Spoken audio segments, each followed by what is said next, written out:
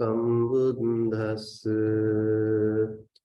Namo tassa bhagavato arahato samma sambuddhassa Buddhang saranam gacchami Dhammang saranam gacchami Sanghang saranam gacchami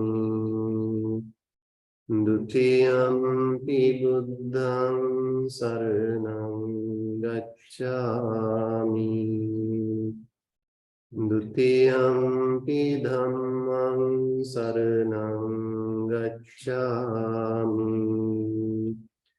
Dutiyampi sanghang saranam gacchami Tatiyampi buddhang saranam gacchami Tatiyampi dhammang saranam gacchami Tatiyampi sanghang saranam gacchami Panati pata viramani sikkhapadang samadhiyami Adinādana viramani sikkhapadang samadhiyami Amisu miccacara viramani sikkhapadang samadhiyami Musāvāda viramani sikkhapadang samadhiyami Suramira majjapama dattana viramani sikkhapadang samadhiyami Iti-piso bhagavāraham sammā sambuddho Vijjācarana sampanno sugato lokavido Anuttaro purisa dhamma sārati Sattādeva manusānam buddho bhagavati Swakkhāto bhagavata dhammo sanditthiko Akaliko ehi passiko upanayiko Paccattang editabbo viñño iti Supatipanno bhagavato sāvaka sangho Ujjupatipanno bhagavato sāvaka sangho Nyāyapatipanno bhagavato sāvaka sangho Sāmīci patipanno bhagavato sāvaka sangho Yadidam cattari purisa yogani atta purisa puggala Yesa bhagavato sāvaka sangho Ahuneyo Bahuneyo Dakhineyo Anjali කරණීයෝ අනුත්තරං පුඤ්ඤක්ඛිතං ලෝකස්සාති සාදු සාදු.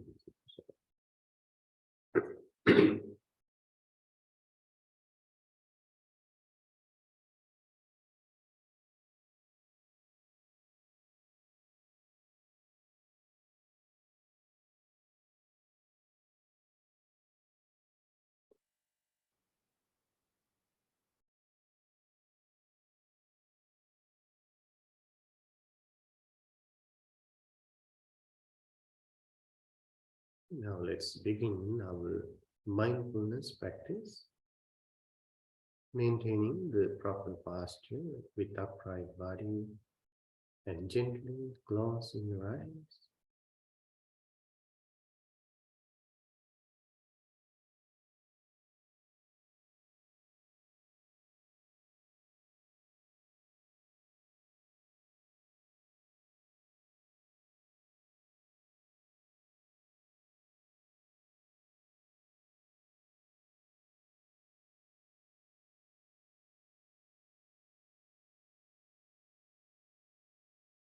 Understanding the posture, the way you are seated. Feel the surrounding.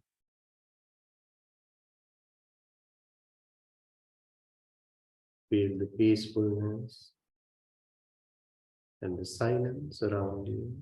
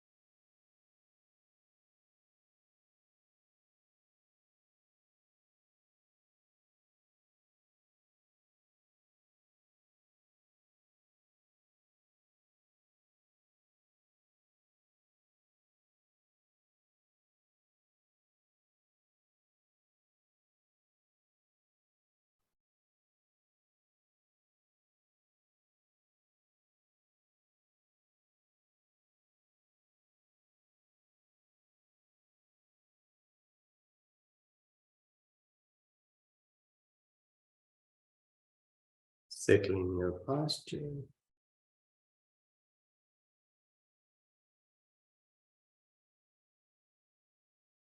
Feel your entire body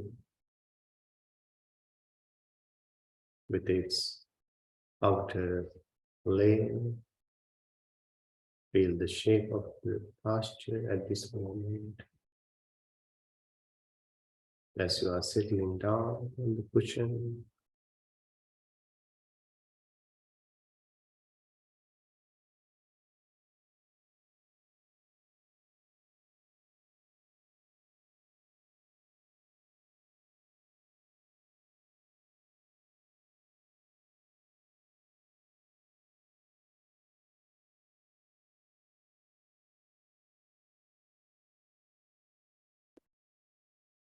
and now taking a few deep inhalations and exhalations, some long, mindful and gentle breaths, releasing any tension and negative energies from the body.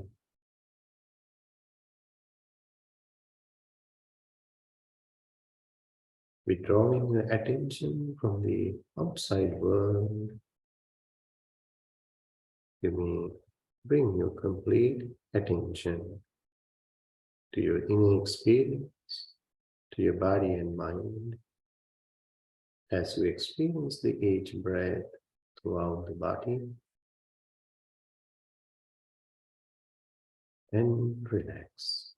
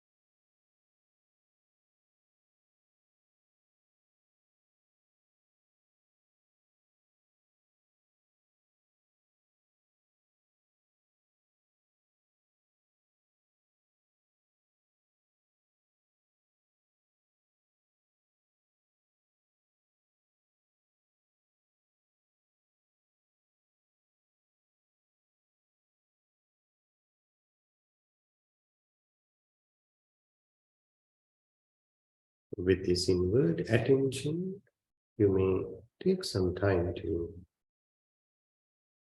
focus on your physical body by simply scanning through it as usual, starting from the top of the head, slowly and gently down to the tips of the toes, being very sensitive, mindful, and attentive.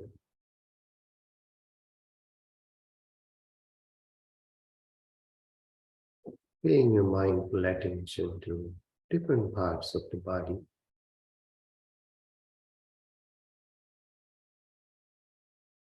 observing even the subtle sensations and feelings through the deep stillness without thinking, just observing as it is.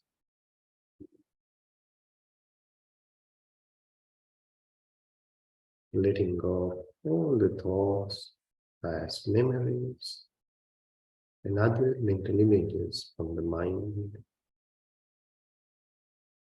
allowing yourself to be here and now in the present moment.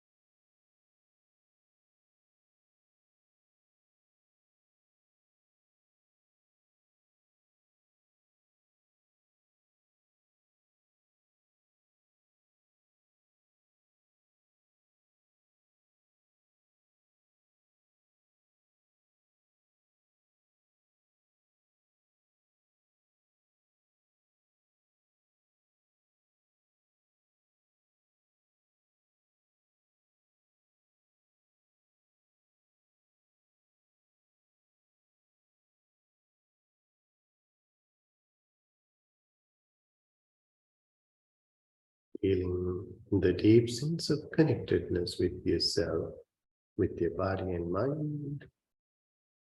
You are just listening to your body with an empty mind, being very kind and gentle to yourself.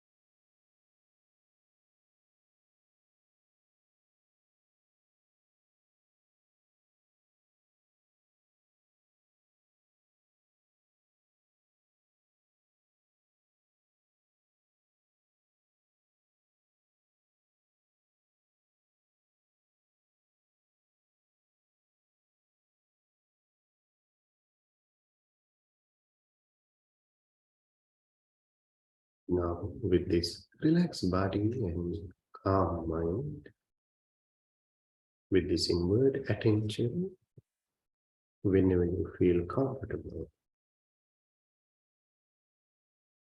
bringing your total attention to the breathing process, understanding the natural breathing process. As you breathe in and out through the nostrils, you may observe each and every single incoming and outgoing breath mindfully.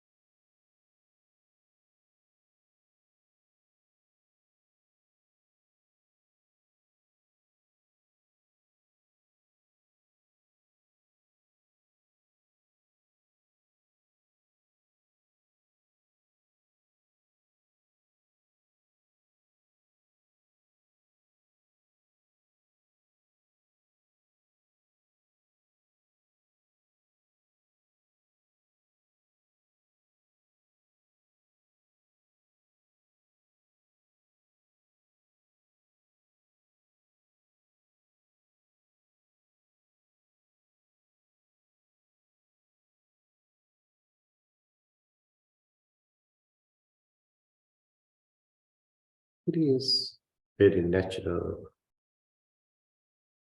for your breath to become very subtle as your body and mind become very peaceful and relaxed.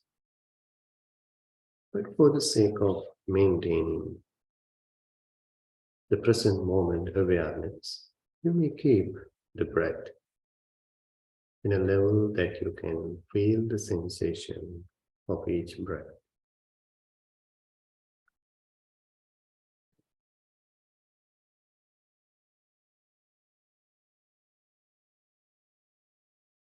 When you breathe in, simply be aware that you are breathing in. When you breathe out, being aware that you are breathing out. See for how long you can be just with the present breath without getting distracted.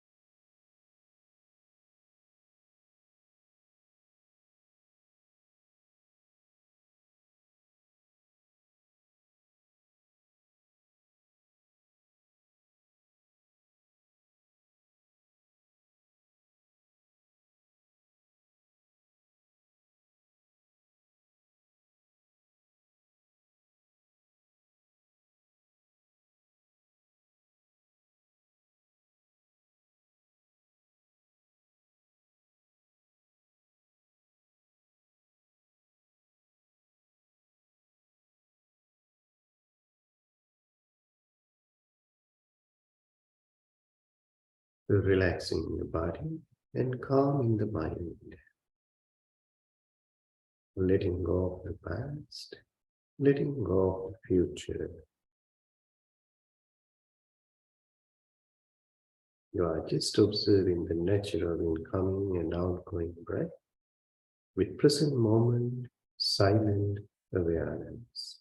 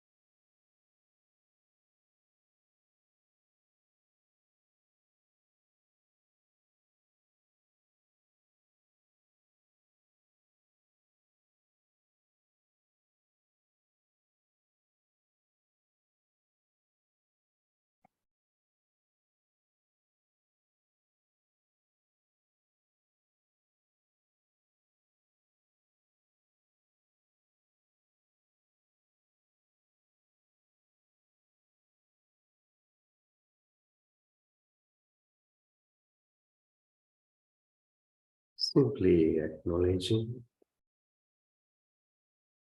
how your body and mind become free from tension, stress, and anxieties. As you maintain this present moment awareness on each breath,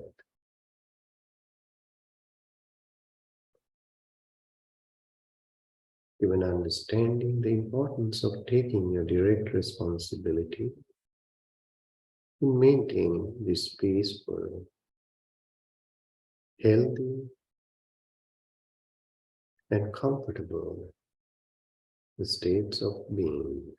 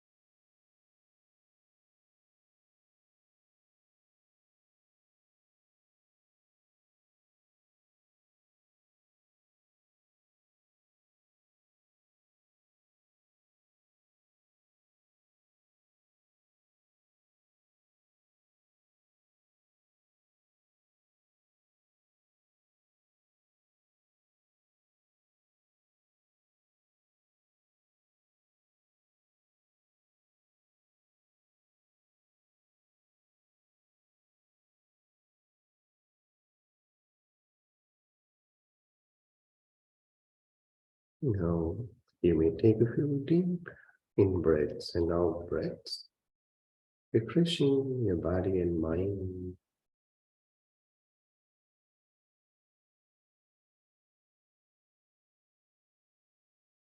understanding the posture,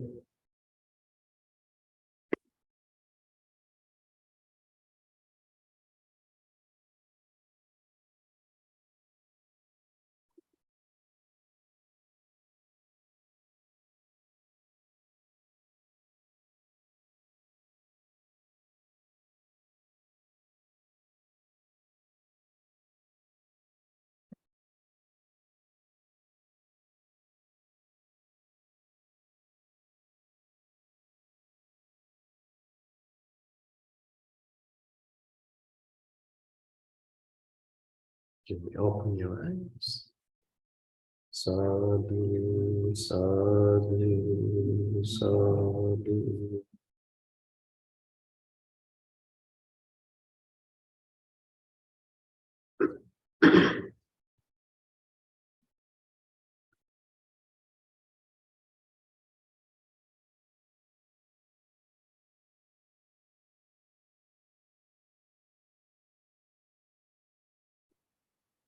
Okay.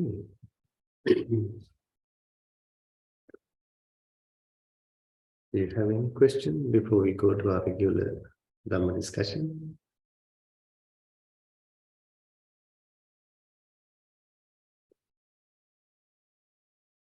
Anything related to practice, techniques, any experience?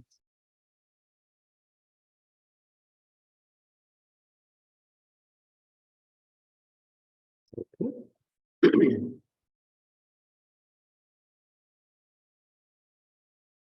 In that case, we can start our regular Dhamma discussion. So we are on this special discourse of 4 foundations of mindfulness, the Satipatthana Sutta. We are on the Dhammanupassana section, which is the contemplation on the mental factors, mental conditions. We have come a long way actually, discussing on many different topics in the Dhamma, especially the meditation techniques, objects of meditation. All these techniques fall under the insight meditation, vipassana we call it, because they all lead to the ultimate realization, the complete understanding of our life, basically the 4 noble truths we call, right? What is suffering, its cause, its end or the cessation, and the path leading to the cessation of suffering. So all these techniques aim this ultimate goal. So in the Dhammanupassana section, contemplation on the mental factors, there are also different meditation topics, objects. So we are on the 7 factors of enlightenment, Sattva Vajjhanga. It sounds a lot of information, actually, a lot of Dhamma, a lot of teachings, but they are connected actually to our practice. They are related to our main goal, actually. And even to find our real inner peace and happiness with this common purpose, actually, we can learn them, we can study them, we can discuss on them, and we can basically see how these realizations are maintained even within our practice, individual practice, as we progress, as we go through these different techniques. So on the 7 factors of enlightenment, we spoke about the first factor, which is the mindfulness. Even though there are different topics, meditation techniques are taught here, we can see that these things are addressed. These things are touched in many other locations, many other places, many discourses even. When it comes to these 7 factors of enlightenment, these are the most close, helpful factors for someone's attainment of enlightenment, ultimate realization. That's why they are important. So the first one was the mindfulness itself, sati sambojjhanga. It is basically all about these 4 foundations of mindfulness itself, how we should cultivate this mindful awareness. So we spoke about different aspects to it. What exactly the mindfulness means, its different functions, its benefits even, not only to our spiritual awakening, as we can see, the benefits for our everyday life too. That's why the mindfulness practice has been a very popular topic today, all over the place.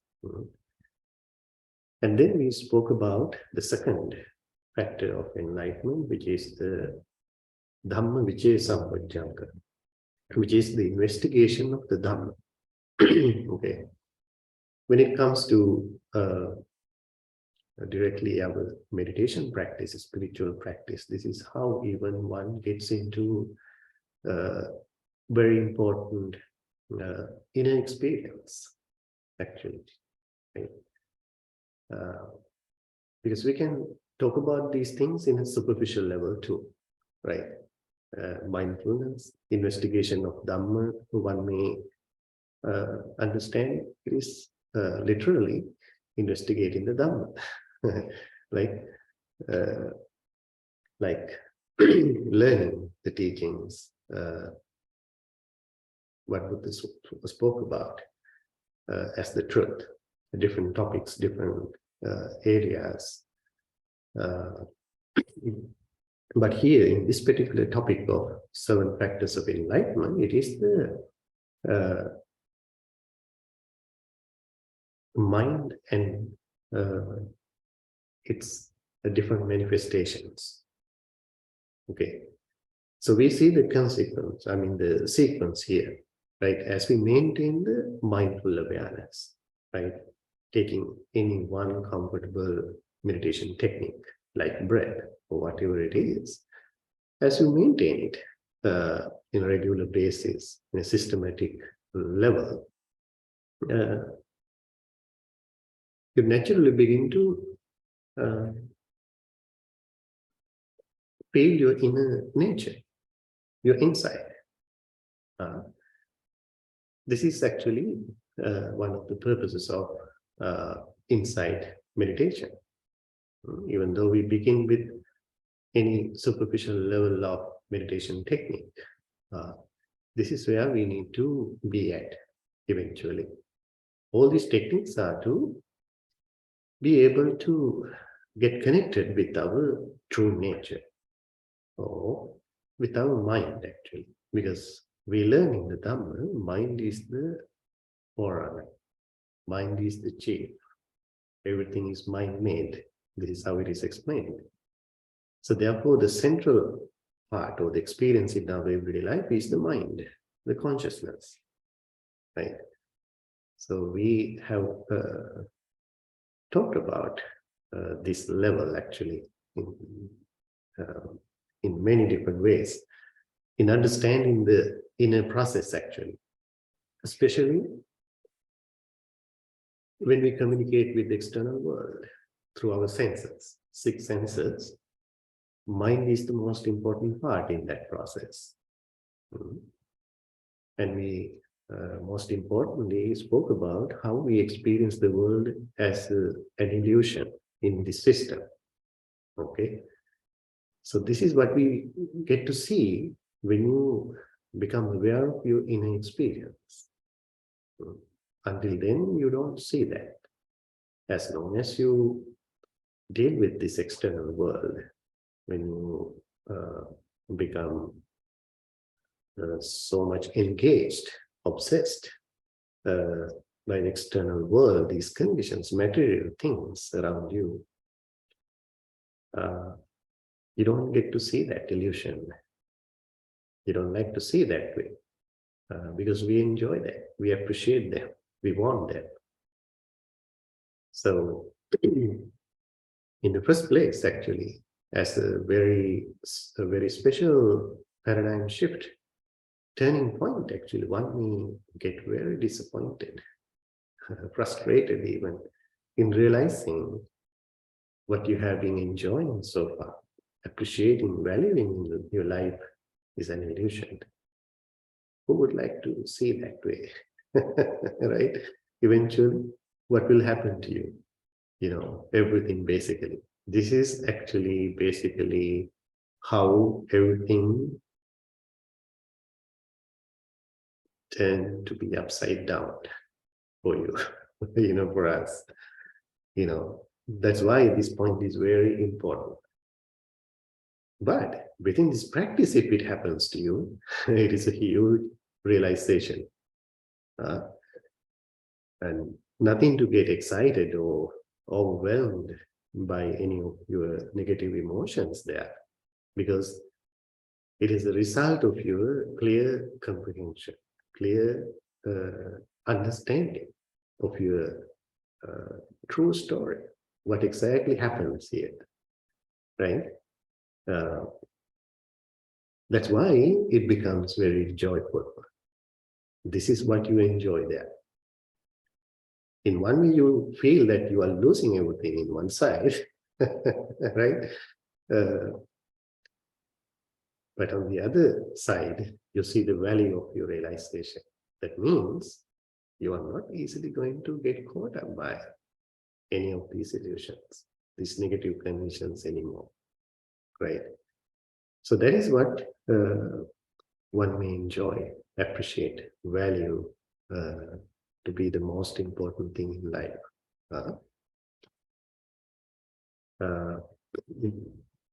So investigating the Dhamma, therefore, is to get to that level, to understand what exactly happens in our mind in any given situation, experience, as thoughts, emotions, feelings,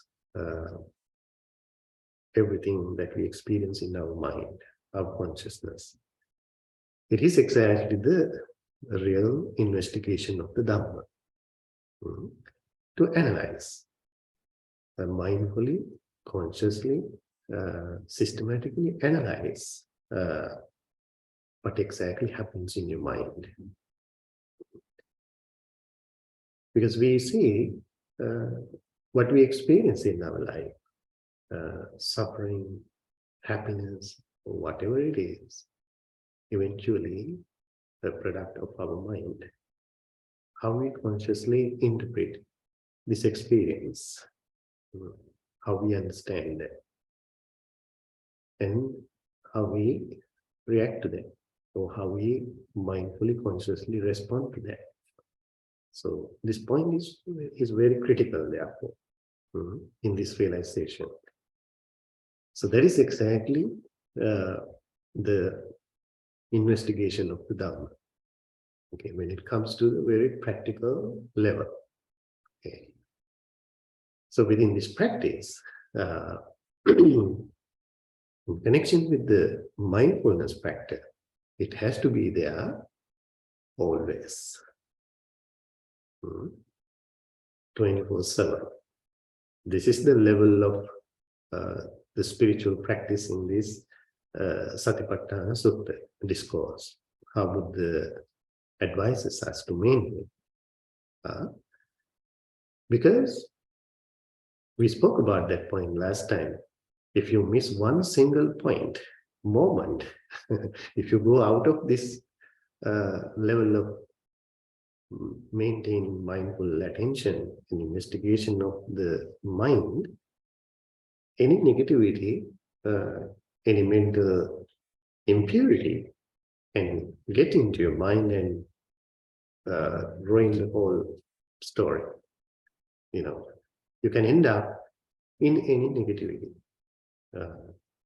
end up in suffering, frustrations, and all these things. That's why the constant, persistent maintenance of these spiritual faculties are very important. Okay. So there, in the investigation of the Dhamma level, actually, one may investigate and analyze the mental process in different ways. As we can see in the Dhamma, most importantly, according to the three universal characteristics, if you can remember, anicca, dukkha, and anatta, the impermanence, unsatisfactoriness, and the non-self. So you analyze your mental experience conditions according to this formula, this nature of the universe, how everything is impermanent, without our control. And if you get attached to any of these impermanent conditions, how you end up in all those negativities.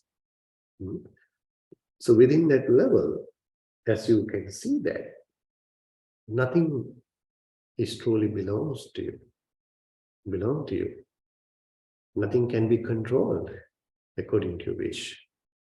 You realize the non-self reality, even within your mental conditions. So that is one way, okay, according to these characteristics. And also, most importantly, the five aggregates we spoke about, how our every single experience is defined according to the Dhamma. For any single experience within this psychophysical experience, these five aggregates can be identified. Rupa, Vedana, Sanya, Sankara, Vijnana. The physical condition is always there, which is this physical body, different organs, sense faculties, right? This is the most superficial level of our every experience. And then Vedana, the sensation, feelings within this process. Sanya, the identification. We identify what we sense, what we experience. And mental formations, Sankara, which is mostly our reaction to what we experience, positively or negatively. And the consciousness, how we overall identify or understand or perceive this experience, whole process of one single experience consciously. So these five aggregates is one of these topics or field of Dhamma, that how we analyze the mental process, our inner experience. And the other important, profound investigation of the Dhamma is the dependent origination, Paticca Samuppada. So we identify this part of the teachings to be the central teachings of the Buddha, the entire teachings of the Buddha. These entire teachings are centered around this dependent origination. And by becoming enlightened, this is what Buddha exactly realized to be very profound, very complex, very subtle, very deep even. Buddha even was hesitant in the first place to teach this Dhamma to the world because of its complexity. It cannot be touched by a superficial mind, actually, which is deluded, contaminated, conditioned by these negativities, worldly conditions, this superficial level of experience. But he eventually realized that there are individuals who can understand it. Then he revealed that, he taught that to the world. So this is how actually very important, very essentially, how Buddha explained the process of existence, even as beings, different beings who travel through this existence, the circle of birth and death, how one comes into be or existence. The whole process is explained within this particular subject of dependent origination. Having 12 factors, 12 limbs to this special teachings, it is explained. Okay. So there are different discourses actually that clearly explain this dependent origination. Okay.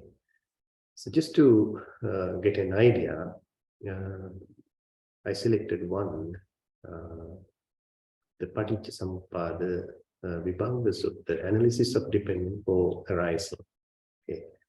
Just to get an idea as an overview, we can simply get to know what these 12 factors are for today, and then we can discuss on them in depth later. Okay. Dwelling at Savatthi, as usual, when Buddha was living in the Jetavana monastery, he addressed the monks.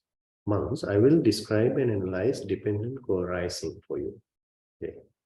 And what is dependent co-arising? From ignorance as a requisite condition come fabrications. Okay. From fabrications as a requisite condition comes consciousness. Okay. Just get an idea, or just remember these conditions, okay, linked to each other, And then from consciousness as a requisite condition comes name and form. Okay. From name and form as a requisite condition come the six sense meaning. So some of these things you may know already. We have discussed on them, like six senses. So name and form are the five aggregates. Okay. Rupa is the form. Nam are the other conditions. Feelings, perceptions, mental formations, and consciousness. Okay. Nama and Rupa in Pali. Or simple terms, body and mind. You can identify that way too, but it's deeper than that. And then, from the six sense media as a requisite condition comes contact. Contact is a very important part in this process, as it is explained. Contact. Meeting our senses, our sensory experience with the external world, the contact. Without a contact, the process of experiencing won't happen, won't take place completely. Therefore, contact is identified as a very important factor here. From contact, as a requisite condition, comes feeling. Feeling or sensations, you feel it. You feel it in your body, in your mind. You experience it in that way after the contact. As a contact having the requisite condition or the cause for the feelings. Okay. From feeling as a requisite condition comes craving. So we can simply understand this process, right, in sequence, how it happens, how it takes place. So this can be identified as one single sense faculty, with one single experience of an object, right? This is how we can understand it. So when we have a feeling or sensation, one may crave for that. Okay, craving arises. From craving as a requisite condition comes clinging, sustenance, clinging or sustenance. Okay, when you crave for something, you emotionally get attached to it. You feel strong connection with that experience or object, what you experience. From clinging as a requisite condition comes becoming. This is a little bit complex level actually to understand. When you cling to this experience, what you experience within this process, depending on the intensity of your craving, your clinging, there comes the feeling or perception of an existence. That is exactly what it means. This is where we feel that I am experiencing this, I am enjoying it, I am suffering from this. The perception of a self is coming to play right here. Okay, it's very important to understand. Because of that strong clinging, attachment, or the simple way to explain it, to personalize this process. This is the clear understanding of that point. Okay, this process, you personalize it. You give it an entity. This is where you begin to identify this process as me. Something belongs to me or myself. Okay. So that's what it means. From clinging as a requisite condition comes becoming. Becoming means you come to an existence. You feel that you exist. Okay. That's a very critical, important point in this process. From becoming as a requisite condition comes birth. Okay.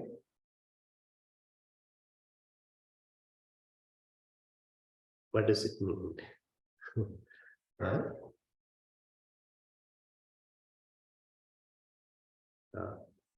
When you have becoming, or when you personalize this process, and there's a perception of self, existence, there's a birth for you. So this point is explained very importantly how the rebirth is taking place. What happens to you when you die? So if you have that, right, very importantly, if you have that perception of a self, clinging to a self, there are going to be a rebirth for you. You will be reborn again.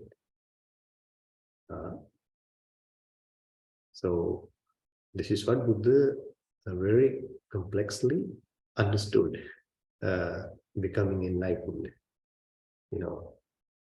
In his spiritual quest, a long, deep research, internal journey. From becoming as a requisite condition comes birth. Okay. From birth as a requisite condition, then aging, death, sorrow, lamentation, pain, distress, despair come into play. That means if you are born, you are gifted with all you are gifted with all these conditions. So birth is the doorway to all this suffering. This is what Buddha realized. Such is the origination of this entire mass of stress and suffering. So this sutta, this discourse is being very direct in this point. So Buddha clearly explains this whole process. So this is explained in one way as a causality, causes and effects. Always there's a cause for the next condition to arise. That's why we call it the dependent co-arising. Paticca Samuppada in Pali. Okay. So this process is very important in one aspect, actually.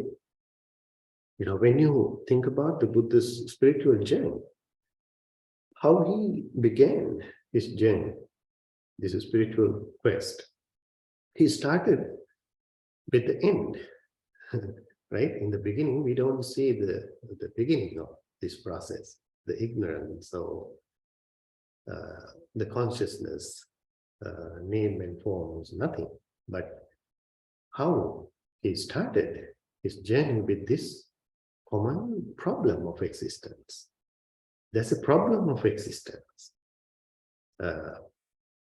which is the last limb, last factor explained here, right? From birth as a requisite condition, then aging, death, sorrow, and whole process, all negativities basically are experienced. So this is the suffering Prince Siddhartha, even before his becoming a monk or a spiritual person, he observed as a young prince even. He understood, he observed this suffering. Even being a prince, this is where he maintained his mentality, his mindful awareness, about this life and the world. So he observed this problem of existence, how people are suffering from all these negativities in life. So he wanted to find a way out of it, how to end this suffering. So after leaving the palace, becoming a spiritual person, going after some spiritual teachers, eventually even leaving them behind, he went on his own spiritual journey. And his journey was this, actually, exactly. His investigation, his research, his spiritual quest was exactly this. So as a result of his persistent, dedicated effort, in the night of his enlightenment, this is what he realized, So he investigated these things, why and how this suffering comes into experience because of the birth. So this is the most superficial level, actually, for anyone to understand and see, right? Because we come into this world. We are born, that's why we go through all these things. This is not just to be pessimistic about our story, but as a reality, the Lord Buddha says this existence, whole existence, as a dangerous experience, not a pleasant one, actually, because of this mass of suffering, uncertainty, confusions, and not knowing what will happen, out of your control. So that's why Buddha wanted to find what causes this. This is how he realizes that, because of the birth, we all experience that. And then he progresses to a deeper levels. So beyond actually our superficial understanding, right? How birth takes place, how and why we come into existence, why we are born, This is a very common question we all have. Many people, right? Many people. mm, It remains a very complex reality, mysterious point to all of us, as we have no capacity to go beyond that, you know. So Buddha understood that level. So we can see within this point actually how he investigated the Dhamma within this psychophysical experience. So he did not uh, he did not conclude actually his ultimate freedom of suffering to be found in outside world, externally.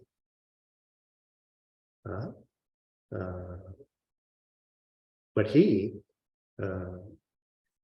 realized that it is to be found within. So coming to that point, actually, he has gone a long way, actually, to come to that understanding, right? Because the superficial world, normal world, is always finding everything for happiness and to enjoy everything outside, externally, right? So he could see, but everyone ends up in all these negativities eventually. So that's where he turned his attention inward to understand this subjective reality, what we call. What exactly happens here within this body and mind. So this is the process he analyzed in a deeper, complex level. So we can see that birth is because of what? Becoming, which is the personalizing this process as me, mine, myself. This is where we come into existence. So to come to that point, actually, anyone has to analyze this process into very deeper levels to find if there is any essence, any entity, person, being involved within this process, anywhere, anyway. So in that level, he could not see any such reality, experience as an unchanging, permanent existence, as a being, person, self. So this is what he realized within that level.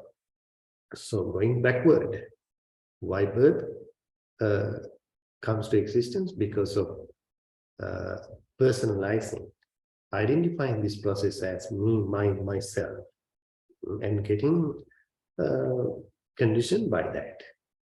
So this is what he realized. So then how becoming or personalizing come to existence? Because of the clinging, emotional attachment to this process, sensory experience, basically. Strong attachment. This is a very complex point too. You know, when you experience outside world through these six senses, eyes, nose, tongue, ears, the body and consciousness, mind itself, these six senses. When we cling to something, when we emotionally get attached to something, the attachment functions in a very complex way. You know, when you begin to enjoy something, eventually it becomes a part of yourself. That's why you call something belongs to you. It's mine. And it doesn't end right there. When your car broke down, you feel that you broke down too. Right?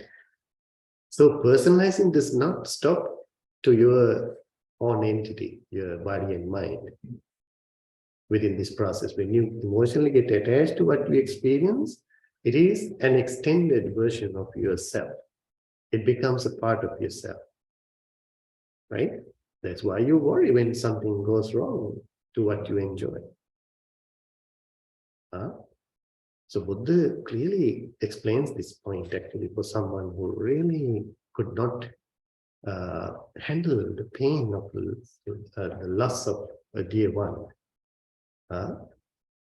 So this person came to the Buddha grieving, crying emotionally, not being able to bear that pain of the loss. So Buddha asked,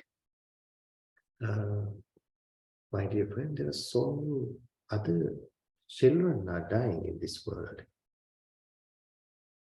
Why don't you cry for them? Do you feel any sadness? Then this person explains, Bhante, they are not mine. They are not mine. They don't belong to me. That's why I don't feel that pain. So Buddha clearly explained that you are crying, you are grieving because of that clinging, that emotional attachment to this person. That is the reason. So clinging, this emotional attachment, when it is extended to our external world conditions, they are your extended versions. So this is how you become expanded. So your suffering is not just limited to yourself. Basically, this is how people are really worried about. They are suffering with the entire world eventually, as they engage in so many different things. They, without knowing, they emotionally get attached to them. So they become a part of themselves and they end up in all these problems. So the clinging, Buddha realized, emotional attachment gives you a sense of a self. You start feeling that I am existing. Oh, there's someone to experience this, enjoy this, suffer this. That is the feeling of a self. Oh, personalizing this process. Okay? Becoming. The bhava is the Pali word, bhava. Upadana paccaya bhava. Because of the strong clinging, attachment comes the becoming. And how clinging comes to existence? Why we get attached to something? Because of the craving, tanha. Craving. What is the craving? What is craving? Desire for a sense experience. Right, desire, right? Oh, thirst, right? We have thirst, thirsty for this experience. You crave for what you experience. If you enjoy something, you never get satisfied. So this is the nature of these six senses, basically. That means you can never satisfy your eyes. They never say, I have seen enough. There's no such a thing. Do they ever say that? Your ears, nose, tongue, I have tasted enough. No. Even the same thing again and again, over and over again, that never gets satisfied. There's no such a thing for these six senses. Craving, thirsty, these senses are always. That is the craving.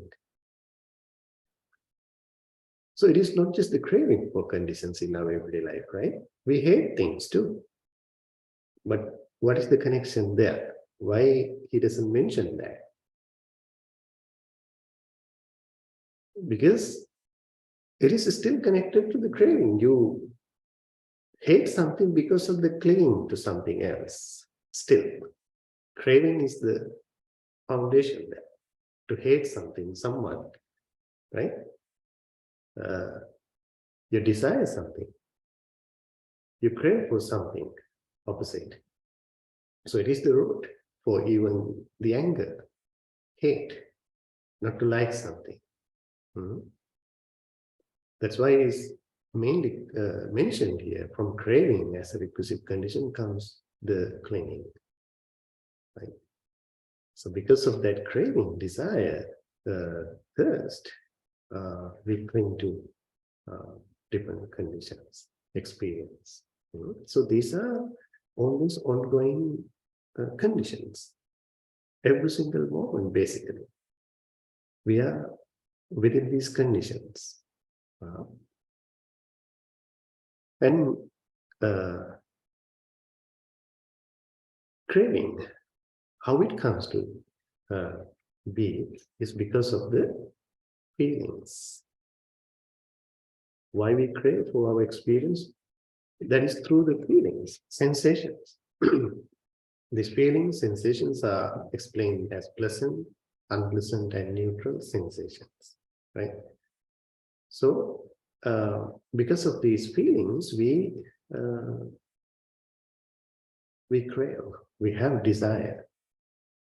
If it is a pleasant sensation, we get attached to them. We desire for them, we like them, we want them more, again and again, even. If it is not pleasant, we want to get rid of it. We want to run away from it. We say no to it because of the sensations. Okay, so the craving is the outcome of the feelings. Without feelings, we may not have craving, desire for anything. Right? This is how we experience, and along the process, we say that you like someone, even you like something, even you desire for something outside. Is basically the feelings that you like, not the person or any of these external objects you like, but the feelings that you experience within your system. You like it because of the way it feels to you. That is what you get attached to, not basically to the person or the thing outside. We don't see that part. This is the difference between, subjective and objective realities that we focus on. Inward attention gives you that understanding. It is not the person or outside condition you like or you don't like. It is the sensation that you experience. Okay, that's pretty clear, right? Yeah. So the feelings. So feelings come to existence because of the contact. So we can make the contact. These sense faculties are functioning as the doorways to the external world. Sight, sound, smell, taste, and the touch, right? And the thoughts, mental conditions. So these are the contacts. Every single sense faculty has this capability of sensing, uniquely. So the forms are sensitive only to the eyes. The eyes have that quality, capacity to feel or sense the forms, the rupa. Okay, so all the senses are the same. So the contacts. So contacts are there because of the six sense faculties. Pretty clear. Contacts takes place because of the same six senses. So six senses are there because of the name and form, nama and rupa, the five aggregates, basically. This is how this body, our whole process, body and mind, are made out. I explained earlier this form, this body, physical body, the feelings or the sensations, perceptions, mental formations, and consciousness. So, sense faculties come to existence because of these two realities, physicality and the mentality, this reality. So they come to existence in name and form because of the consciousness, consciousness itself. So this point is clearly understood the way it is explained in the Dhamma. When someone is born in a mother's womb, the consciousness is the thing that gets into the baby. In the superficial level from the previous life, the consciousness. Then all senses are developed from that point. Okay, the consciousness. You may call it the mind. It is an energy, but according to the Dhamma, it is not like something traveling from the previous life to this life. It is a very subtle point how it is explained in the Dhamma, but it works as a causal reality. When someone dies here, because of the intensity of the karmic force that individual accumulated within this life, will give the consciousness to arise in the suitable place. Okay, the human existence, it is the mother's womb, depending on the karma of that individual. Otherwise, it is not something traveling from here to there. Then it falls into that identity of the self, otherwise. So it is a very carefully understood point here. Okay, how rebirth is taking place. So name and form arise because of the consciousness in the first place. Okay. So the consciousness arises because of conditions, the fabrications we call, which is the mental conditions, or how it is explained in the Dhamma, our karmic force actually, positive and negative. These are the fabrications.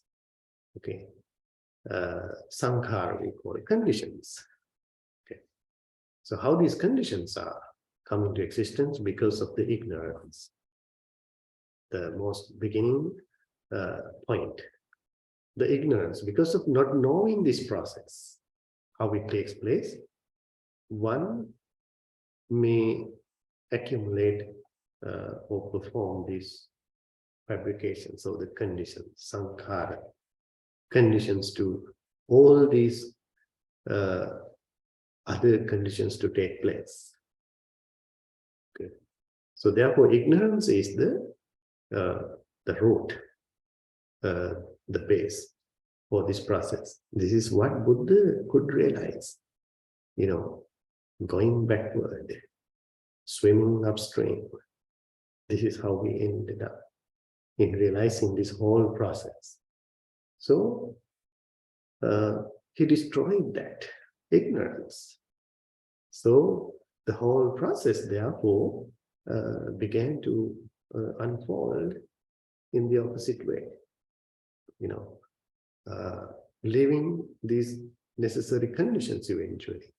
So he ended up in becoming free from these negativities, basically.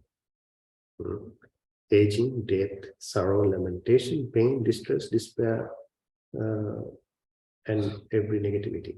So that is the final result. Because of the complete realization of this truth, the causal reality, his mind became unconditioned, normal conditioned, created. This is what Buddha exactly states right after his enlightenment. My mind became unconditioned. This house is no there. Because as a result of seeing this reality, this process, the fuel or the creator of this whole story or the house, the tanha, the craving, is completely destroyed. So there are very important points within these 12 factors to understand and explain. So it takes time. So just for today, we will remember these steps. That's a very important part of the Buddha's teachings. That's why it is said the central teachings of the Buddha. This is exactly what he realized, becoming enlightened. This is the most unique thing he realized, becoming a Buddha. And therefore it became the real revolution of all the spiritual world, even at that time. So that gave him the enlightenment, the complete realization, complete freedom of suffering. Became a Buddha. Okay. So that would be enough for today as an introduction to dependent origination. Do we have any question for today? Two questions, they're related. Mm-hmm. So it seems that there's value in practicing metta in and of itself. We do that as a practice.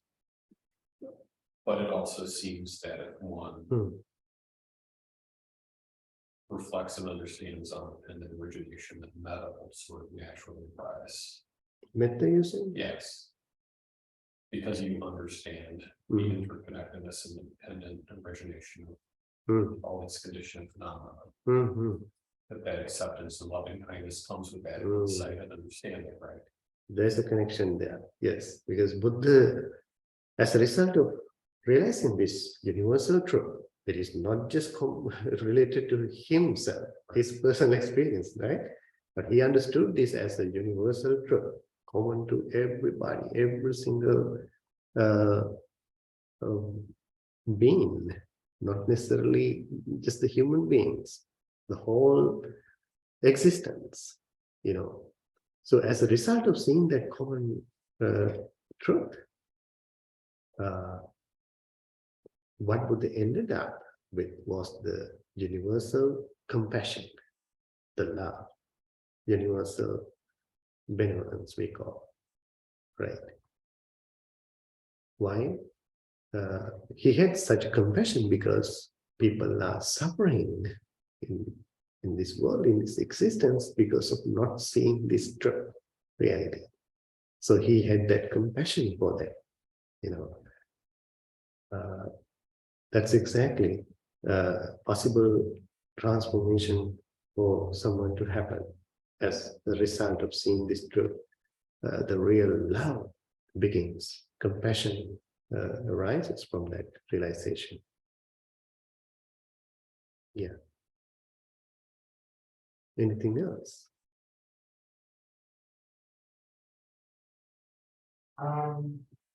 I feel like it is common to misunderstand this teaching as like nihilistic, and how do we distinguish between the two, and what happens after going through the change and understanding this?